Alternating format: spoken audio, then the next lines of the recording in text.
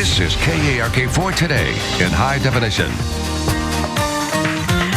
Welcome back. We're talking money with a mom's perspective today. Joining us now this morning, Garrison with Asset Protection Wealth Management. And we are very excited to have his mother in the studio this morning. Thanks for joining us, Gary and Mom. Thank you for having us. It is a pleasure to have you both. Today we're talking about finances always, but the world of retirement planning from a mom's perspective. You know, moms always know best. And so Nancy and Gary here kind of go back and forth on what moms say compared to what really you should be doing as far as retirement planning. Right. And first, Nancy, you say don't worry about what everyone else is doing. Is that right? That's exactly right. Just be yourself. Well, I couldn't agree. Especially true with investing. You know, everybody has a different tolerance for risk and how much risk they're willing to take, and there's really no right or wrong answer with that.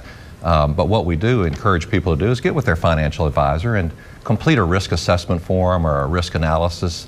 It's a really short quiz that'll tell you exactly how much money you should have at risk. That's number one. What's number two, Mom? Clean up after yourself. Oh my goodness, how many times did I hear that growing up? Well, it's a crucial thing to do with your documents, your investment forms, your statements, those type of things. You know, unfortunately, a lot of people kind of do it in a haphazard way, and they may have things on scratch notepads or an old abandoned computer.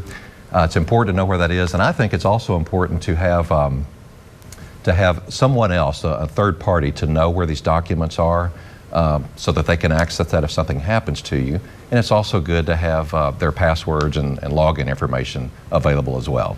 Good advice. Number three, Mom, what you got? Where do you think you're going? I've heard that one too. Yeah, I know. Well, it's funny, you know, if you have a destination without a plan, it's a recipe for disaster usually.